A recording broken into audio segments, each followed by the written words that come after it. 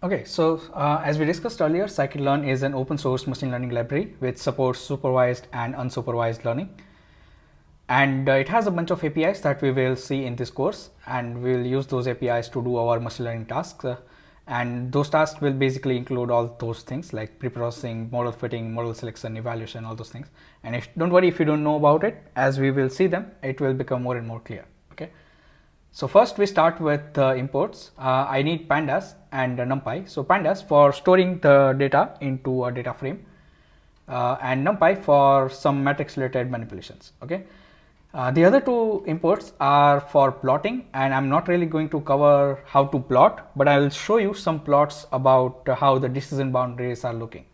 Okay, so let me start with imports. And this plotting part, don't worry about it, it's not really important. But if you want to learn, then these are the things that you should learn. I should learn about matplotlib later on. Okay, so let's first load the data set, and then we will prepare it so that we can use it for our machine learning task. Okay, we can't use our data set as it is most of the time, so we have to do some sort of pre-processing, and that's what we will be doing. Okay, so I am loading some data set which is about social network ads. I have a CSV file. I just put it in my GitHub, and I'm going to load it into this variable data ads, and let's see what that data is. Okay, so this data has like 400 rows and 5 columns, so 400 different users and bunch of data recorded about it. I have 5 columns for all the users. So I have user ID, I have their gender, I have age, their estimated salary, and this column purchased or not, right? So this is about bunch of ads that are shown to some users, and the last column says that whether that user has purchased from that ad or not, right? So purchase the product from that ad.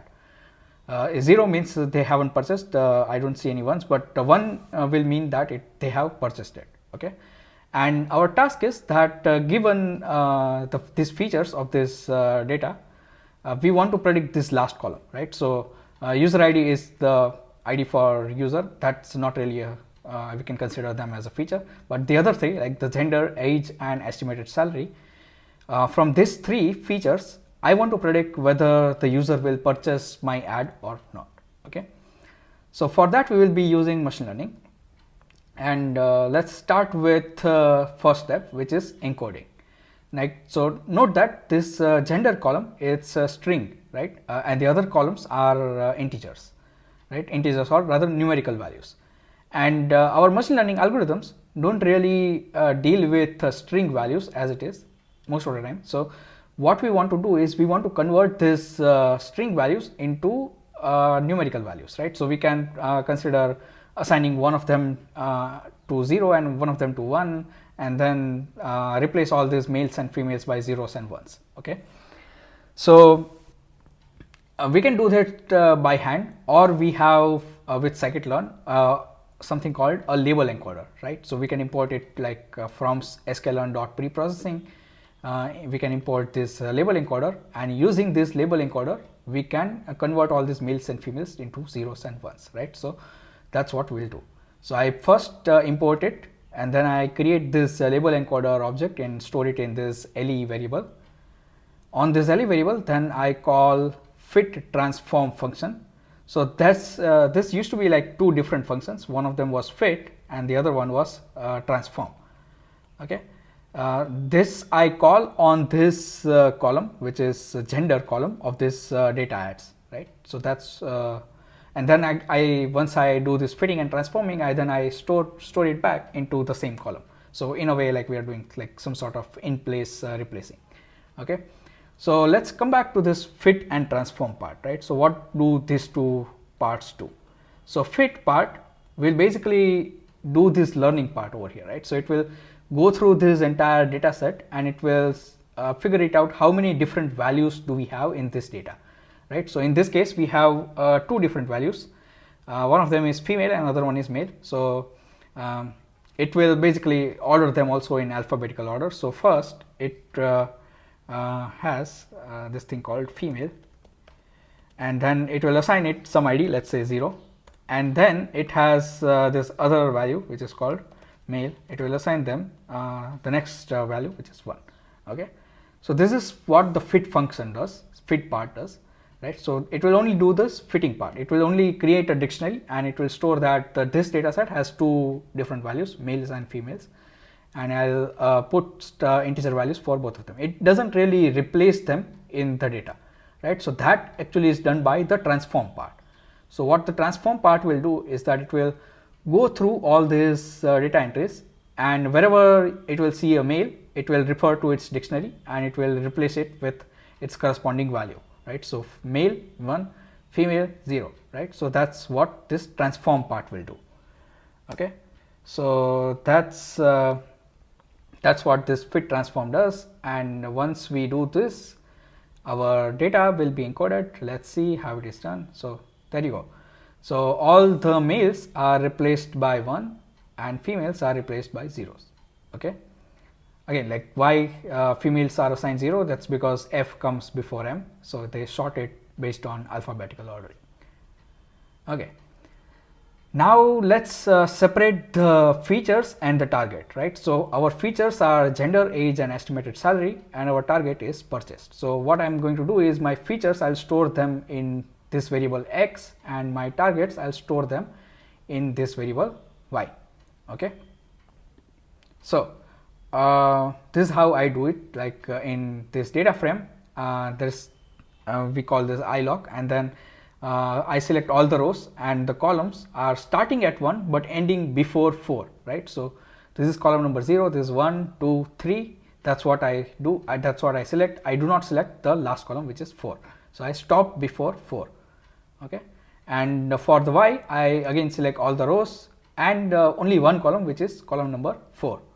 Okay, so there you go. I have my data. If you want to take a look, I can just print it, print X, and there you go, right? So X has all those things. We have our gender, we have our age, and we have our estimated salaries. Okay, so now it's no longer I just called values on it, so it's now a NumPy array instead of a data frame. Okay, so the next step what we want to do is split our data into 2 parts, right? So one part we will use for training, right? We will give it to the machine and let the machine learn some patterns from that part, and the other part we will use for testing. So this testing will make sure that we can evaluate how good the model has learned, right? So this is what we so we can again like do this by hand, but Scikit Learn again has tools for it. It's called train test split. So you can import it from sklearn.model selection, and you can import train test split, right? So this is train test split. So it takes a bunch of arguments, right? So first is the X part of the data, which is like the features. The second is the targets, which is we have stored them in variable Y. And then you can either specify test size, or you can specify strain size, or whatever you want, right? So in this case, I'm specifying the test size. So it is I want 25% of my data reserved for testing. So this testing data I should not really touch at all. Like, so when I'm doing any kind of learning, I will just put this testing data aside, and I'll do all sorts of learning only on the training data, right? So this is this basically returns this 4 parts. So first is the training parts of X, the second is testing part of X, which is features, then the train Y and the testing Y. Okay, so that's what we'll store in this 4 variables, and let's see, right? So I'm printing the shape of X train, right? So it is now 300 by 3, right? So we had, recall that we had 400 rows, right? And out of them, 300 of them are in now our training data sets, and other 100 are in our testing data sets. So it does the shuffling internally. I haven't really done any kind of shuffling directly, so That's basically it is done by this function train test spread. Okay, the other 25%, which is the 100 data rows, are in the X test, right? So corresponding Y's are also split accordingly. So whatever X I have in my X train, the corresponding Y's I have in my Y train. Okay, so this I will give X train and Y train to my model, and the model will learn patterns from that. Okay, so that was splitting the data set into training and testing part. Next, what we are going to do is scale the data. Okay, so first of all, why do we even want to scale the data? So we should scale the data because sometimes what happens is that there are different scales in our columns, right? So we can take a look at this. So the gender is a binary value which has ones and zeros. Age is in 2 digits, right? 19, 35, all those things are 2-digit age. And estimated salary is in thousands, right? So 19,000, 20,000, all those things. So these are on different scales. They are not really on the same scale, and that can cause problems sometimes, right? So it can cause numerical issues, or as I've seen here, like sometimes when we have large values, the model will learn smaller weights, right? And those smaller weights will create some problems. So that's what we want to avoid, right? So again, like if we have the other way around is also true. Like if we have smaller inputs, then models might put larger weights on those features, and that can cause poor performance.